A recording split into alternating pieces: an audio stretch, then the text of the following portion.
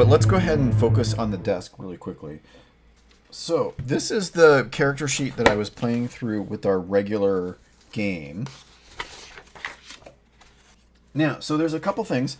This is actually a new character sheet that's a little bit different than the one that I was using for Mukoda. I kind of miss this little silhouette at the bottom. I like that a lot. And I'd like that silhouette to be, like this is more sort of fantasy kind of, I'd like it to be suggestive of sci-fi for Starforge. But so what we have here is pretty much exactly the same, except that there's actually the threat tracker that's on each of the vows. And the experience and debilities and stuff and conditions are reorganized a little bit. I still feel like these should be cards. I feel like the characters should be cards, and then have these tracking. I should have a single card that has on the side these things to track, so that I can sort of move a clip around on it.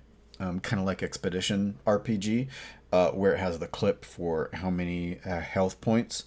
I'd like to be able to clip on the side, like so you'd have supply. So you'd have two long sides and two short sides, and you'd have supply on one, spirit on one, health and cover on another, and then momentum on the bottom on the long. I don't know, something like that.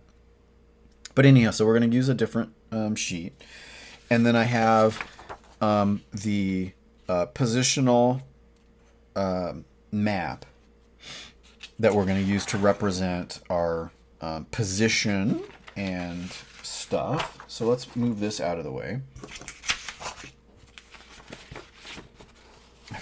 This is all the stuff from my other Ironsworn. Okay, here we go.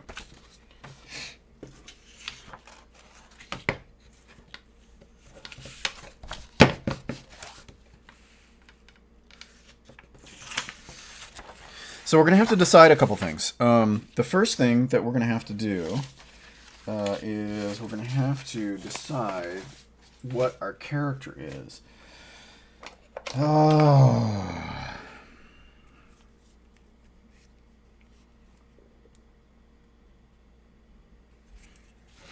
I think, see, okay, this is what I've been thinking. What I've been thinking is that my character, I'm kind of stuck on this idea. I'm going to be getting a...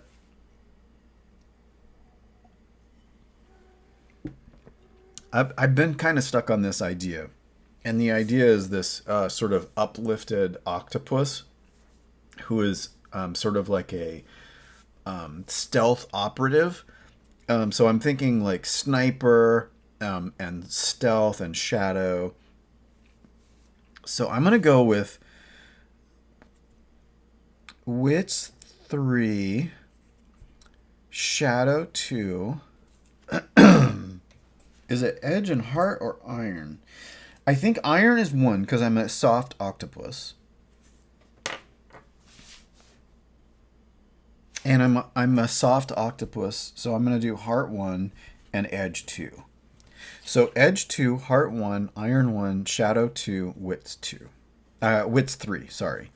And for now, I'm going to call this Oolawd, which is I'm thinking about Jeff Wayne's War of the Worlds, you know, the sort of musical War of the Worlds soundtrack, and where there's that "Oh Lord" kind of thing. So we're gonna do Oolawd is my octopus name, and that kind of sounds sort of goopy. Oolawd, Oolawd. And so our ancestry and our ancestry is octopoid, and our culture is uplift or something like that. Yeah, okay. So that's going to be our character, and then we're going to do tracking. Let's see. So we're going to do health. Okay, health plus 5. And spirit plus 5.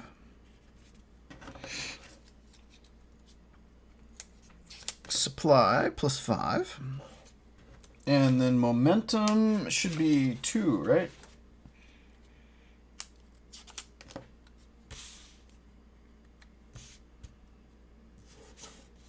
Okay, so that's our character sheet. Oolawd, the uplift octopus, health 5, spirit 5, supply 5, momentum 2.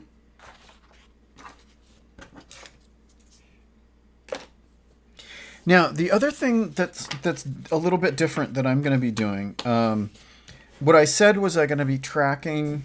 What I sort of imagine is that I'm going to be tracking on this positional thing, sort of the active and in initiative, out of initiative, and then by color, which character it is. So really, realistically, I'm only going to be doing one of these. Let's do that yellow one for now. So I'll move that around, and then I'll have plus and minus for whether I'm in initiative or not. Now, the next thing are these, which I made to track progress. So we pretty much only have this one so far that I know of, and that's going to be these enemies as far as this progress. And then what I imagined I would do is I'd actually use 6-sided dice to represent how much progress was made on each one.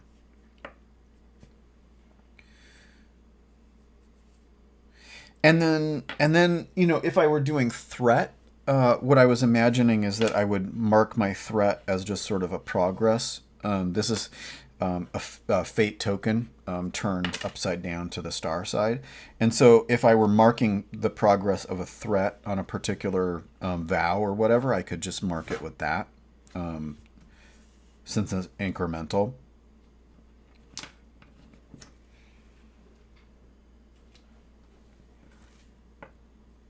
Yeah, anyhow, so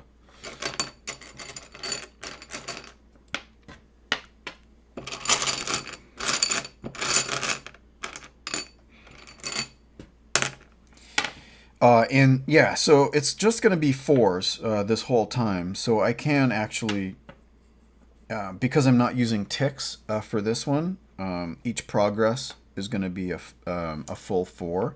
But what I could do is if I'm doing ticks, I could mark, sort of 1 and 2. So there's 1 tick for an epic, as we go through, and 2 and 3, and then 4, and then 5. Well, no 5, but up to 4. And I was thinking, like, you could use 4-sided die, but it's really hard to read those. And I think it'd be really cool to actually make like status boards that had that you could put a die into to track it, and then also have a threat tracker on the top. Some sort of like 2 layers. Just have a layer of wood and then a template above that. That would be kind of cool. So I think that's how I'm going to do that as we go through this. So this is our progress for Pew Pew.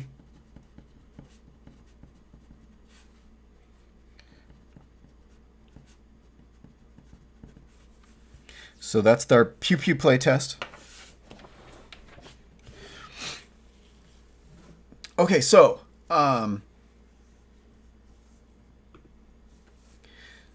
Oolawd, the uplift octopus stealth operative, has parked their ship outside of the Rockstorm, and they've put on a suit, somewhat jimmied, somewhat, maybe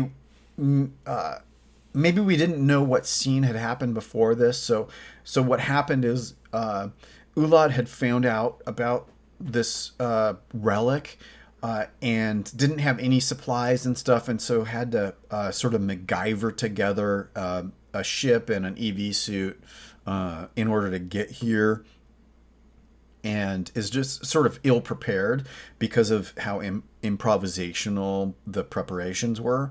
And so has put on this kind of EV suit that's really broken down, and we're searching for the lost ship. And we've picked up combat talent. Let's see. So we're gonna do sharpshooter.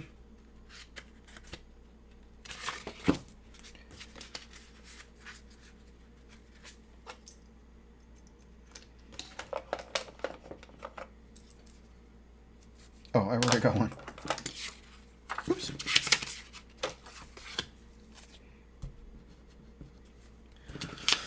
That was I can't write.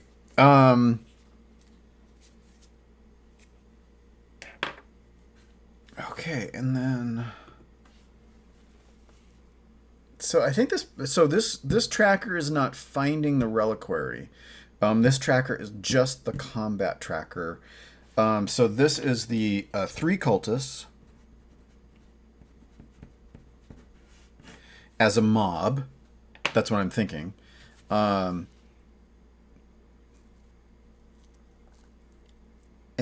it's a pack, and it's formidable. 1 progress per harm, inflicts 3 harm. So let's see. We're gonna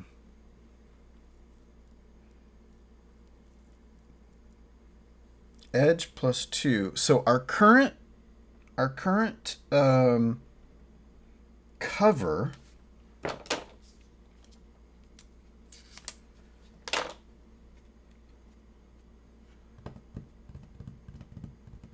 so you wouldn't ever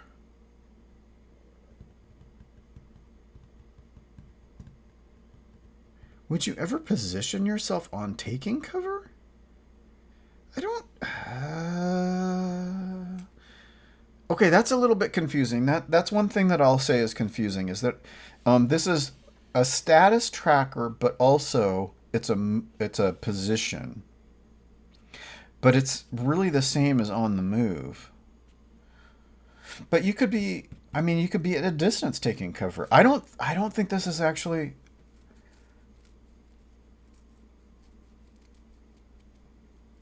you have to move into taking cover in order to increase your taking cover stat, and then you would go back on your move.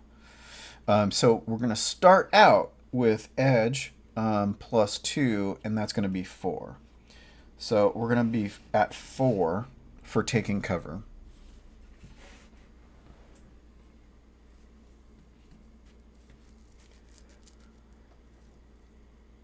So we're going to enter the fray.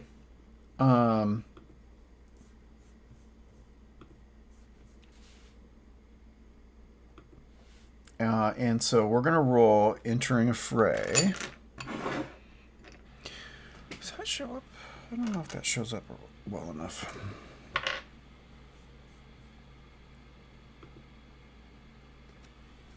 That's pretty good. That's good enough. Okay, so we're going to roll. Oh, it's... Okay, so we're going to enter the fray. When you wade into combat... Oh, hold on. Okay, so enter the fray. When you wade into combat or are forced into a fight, set the rank for each of your foes. If you have established a strong advantage through preparedness or aid, reduce the rank by 1. We're not going to do that. We're going to do formidable as a pack. So this is a pack of 3, and they would normally be troublesome, but because there's 3, we're, we've increased the danger to formidable because of the pack. Then we're going to set the value of cover as appropriate to the battlefield, which is cluttered, edge +2, so we've got that. And then we're going to get in position to begin the fight. So we get into position. When you move into position, defend your position or are forced into a new position. Envision the situation and your approach. Now, what it says is that we've been ambushed. So what I think is, so we're flying through this debris field, searching for this ship. And I think we need to decide whether we were able to notice this ambush. And what I'm going to try to do is I'm going to try to get in position at distance in order to use my sniper fire. So let's go ahead and move into position, defend your position, or are forced into envision this and your approach. We're going to try to roll plus wits at a distance. So wits is 3. So we're going to roll.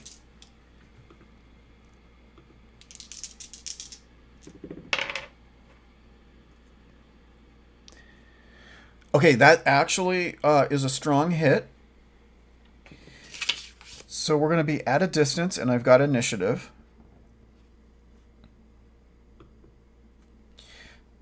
So I've got initiative at a distance, and we're going to increase my momentum by 1.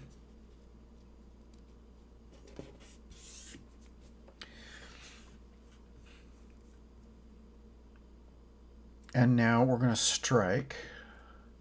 When you strike or clash at a distance, add +1. If you're taking cover, you may suffer -1 momentum to brace your weapon as you strike.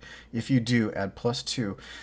So I'm going to take -1 momentum to brace my sniper rifle. But I'm not taking cover. Okay, I'm not taking cover. I'm at a distance.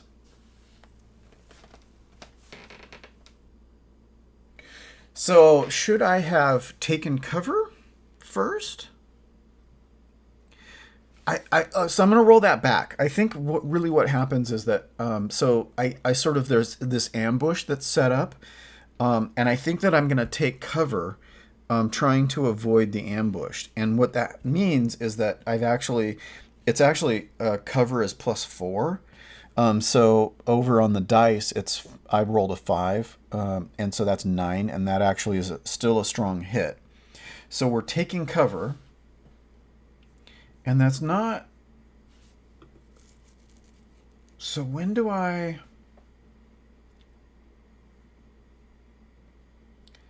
don't think I changed my cover.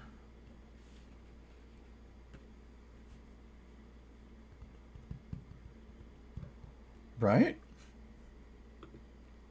But what I'm going to do is because I'm taking cover, I'm going to suffer 1 momentum loss to brace my weapon as I strike. And so we're going to add +2 and inflict +1 extra harm on a hit. So I'm going to strike at a distance.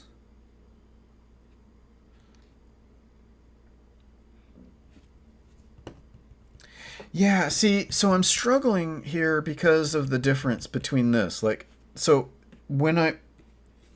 feels like I need to be in both of these spots. Like I want to be at a distance, on the move, or in close, but I also want to know whether I'm taking cover in close, taking cover on the move, taking cover at a distance, or whether I'm hidden at a distance, hidden on the move, hidden in close, right? So at some level, what I want to do is be like these positions. These positions are more physical, and then these are more positional. Yeah, I don't know how to deal with that. It's a really interesting sort of quandary. Because I can be on the move and hidden at the same time.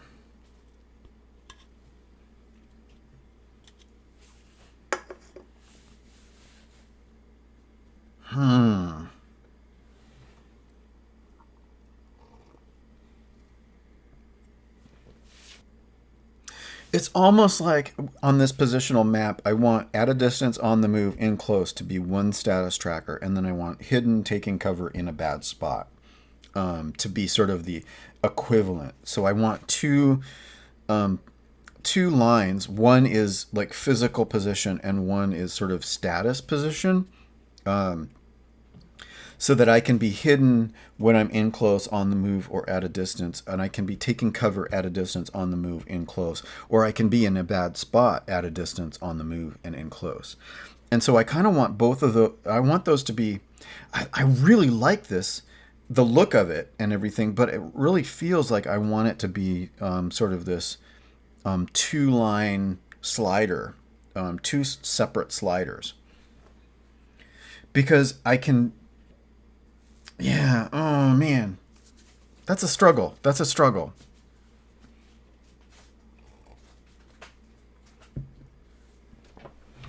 I love the look of it, but it really feels like I want to have it to be two sliders. And then I would have to have, so this would be my physical mini, right? And then this would be some sort of, like, am I hidden? Am I in a bad spot? Or more status. So I could use darts to represent that. Oh man, that's a bummer. I really, really like this map, though. I like it's visually awesome. But yeah, I'm struggling with that a little bit.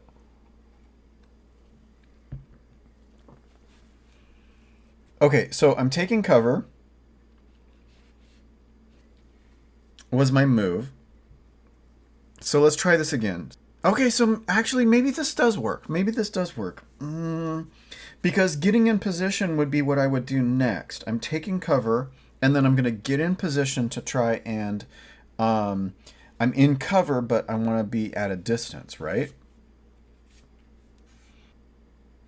Okay, so that's my next move. So I tried to take cover. I got a strong hit. And that allowed me to brace my weapon with -1 momentum. Now I'm going to do getting into position. And we're going to do at a distance. So we're going to roll wits. So wits is +3. Oh my god. And that's a 1. So that's a weak hit. Luckily, I managed to get a weak hit. And my position is imperiled. Your foe has the initiative. So I got a weak hit. I'm at a distance. But my foes have the initiative, which is fair because it was an ambush. But I'm in cover, and I am at a distance. So that means I need to clash because I don't have the initiative. And I'm going to try to snipe them. And I'm at distance, so we're going to do wits. And then because I did the sharpshooter, it's strike or clash at a distance. We're going to add +1. But I've braced my weapon. Oh, it's only striking. Oh, wow. It's kind of covered up on the sheet. Let's go to the PDF. So it's actually a little bit covered, but I'm pretty sure that what this combat talent allows you to do is you can only add the +1 on clash if, or I mean the taking cover only has an effect of +2 if it's on a strike. So I need to get the initiative back.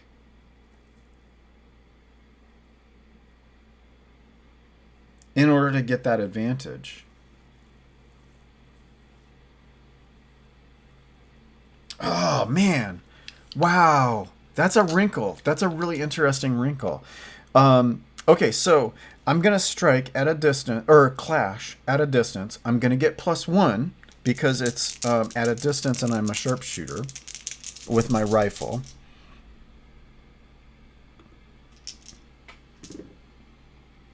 Ooh. So that's +1, and that's enough to do a strong hit. So that's a strong hit to clash. And on a strong hit, inflict your harm and choose one. You have initiative. So we have initiative. Find an opening, inflict +1 harm, bolster your advantage, take +1 momentum, or make a move, get into position, and add +1. Now, do I need to do that again to get +2? If I strike from taking... Can I strike from taking cover? And then I wouldn't add wits, I would add cover. But there's no line from at a distance. So I would go from taking cover to on the move, actually.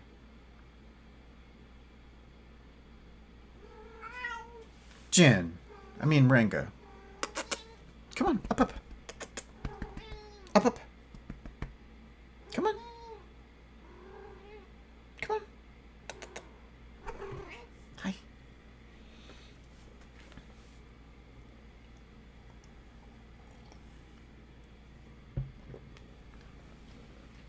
So I can't really take cover at a distance. Huh. Oh, okay. Trying to figure this out. Would I have... Instead of going to at a distance, there's no direct line. So taking cover, I would need to go on the move first. Okay, so I was taking cover. I've lost myself. So let's just go back. So I've lost initiative and I'm taking cover. So we're going to get in position. So we're going to roll plus cover.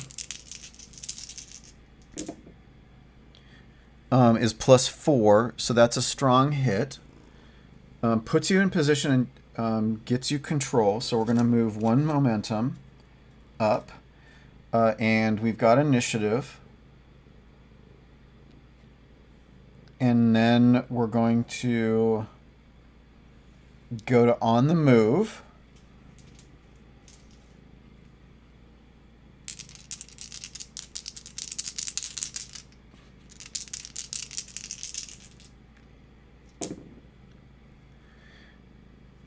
Plus edge is +2, so that's another strong hit. So we retain initiative, and we're on the move. +1 initiative or momentum, and then I'm going to go to at a distance.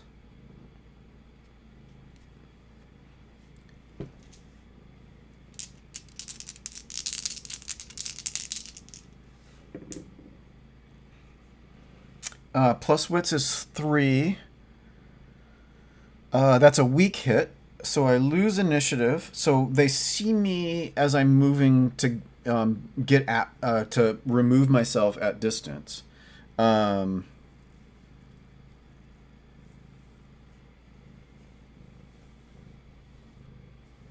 I could have struck, right? I could have tried to fire.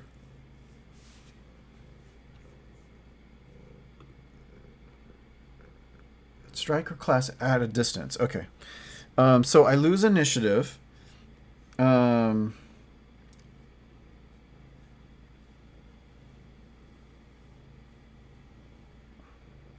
So can I strike from taking cover?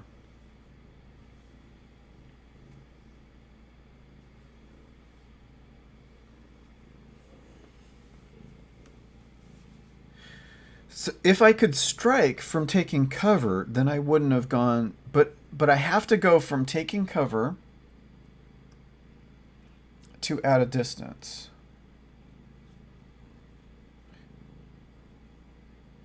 No, okay. So hold on. So when I strike or clash, at a distance, add +1. But if I'm taking cover, I may take the 1 momentum to brace your weapon as you strike And if you do, add +2 and inflict +1 harm. So from cover, if I have the initiative, like I can take 1 momentum away. I don't have to be at a distance as a sharpshooter, but I can add +2. So let's strike from taking cover.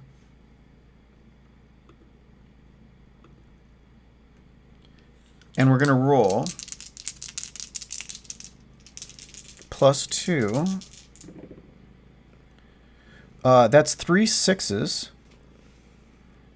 So that's going to be an opportunity and a strong hit.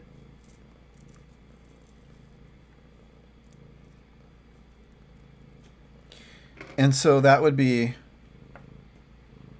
2 harm from my normal weapon. And then it's +1 harm for sharpshooter talent. And I secure an advantage. I think my advantage is that I'm going to move to at a distance.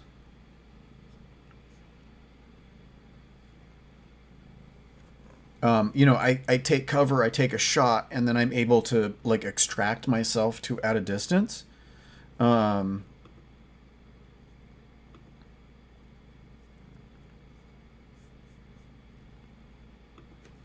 So what I'm thinking is that my my opportunity is to retreat out from my cover after taking a shot and moving to at a distance.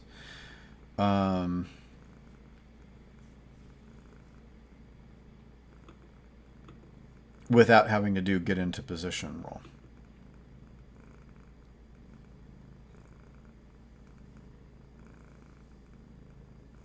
It's actually, the honest thing is to stay in taking cover.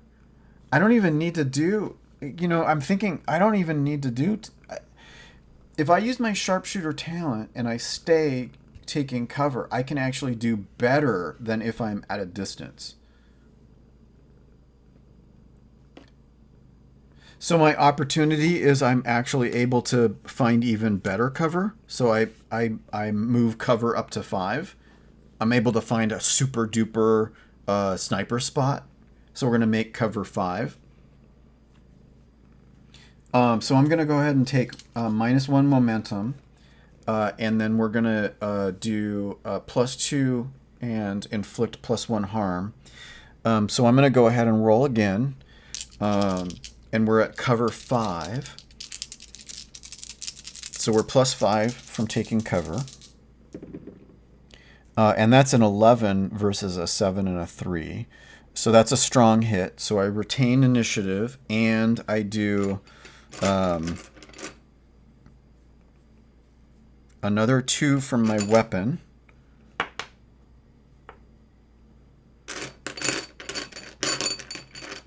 And then +1 for sharpshooter.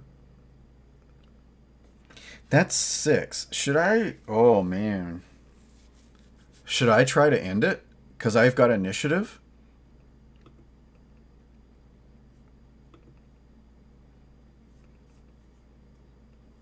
So let me remind myself. So in the fight is a progress move. When you have initiative and seek to resolve this fight, envision how you take decisive action. Then roll the challenge dice and compare it to your progress. Momentum is ignored on this roll. On a strong hit, the foe is no longer a threat. They are killed and out of action, flee, or surrender as appropriate to the situation. On a weak hit, as above, but you must also choose one.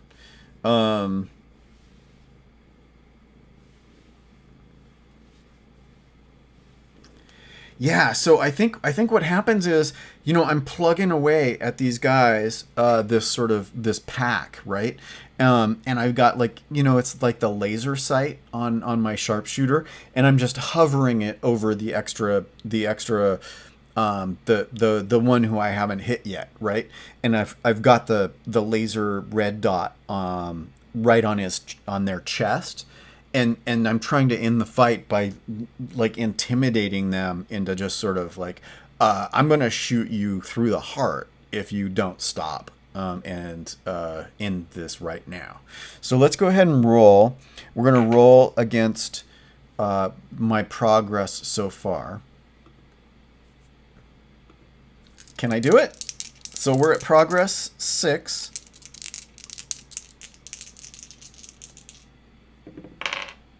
A 3 and a 1. Oh man, it's a strong hit. Okay, so on a strong hit, the foe is no longer a threat. They are killed, out of action, flee, or surrender as appropriate to the situation and your intent. So I think what happens is the red dot, just the one of the 3 cultists that I haven't shot already, I hover that over, and they absolutely freak out and rush away. And so I think that's actually going to be our Pew Pew test. I then go on, I suppose, and find the relic and then retreat back to my ship. But I've managed to bust this ambush. Okay, so that's really interesting. It is definitely, this positional map is definitely something that is harder than I thought it would be to get my head around. But I love it. It's so cool. And I can totally imagine, like, if I took cover and then I'm running on the move, and I've got to move across like this star field, and I've got to make 3 progress moves in order. I've got to build up effort in order to actually make it from broken rock to broken rock as I'm scrambling from thing to thing. And yes, oh man, this is exciting. This is super exciting. This is as exciting a innovation for Ironsworn as Delve is. And I haven't even gotten to really play Delve yet. This is so cool. It's definitely, there's some little typos. And it is interesting that getting my head around this map was way harder than I thought it would be. The combining position and status is something that's just a little bit weird, but I love this map. I love it. I love it. I love it so much. That was fun. Thanks for hanging out. And yeah, this is going to be neat. I'm really excited for the next playtest. And, let me know what you think about my playthrough. Let me know what you think if you watch this about some of the conundrums I had about the difference between position and status and all that sort of stuff. But yeah, that was exciting. That was really fun. So thanks for watching, and I'll see you next time.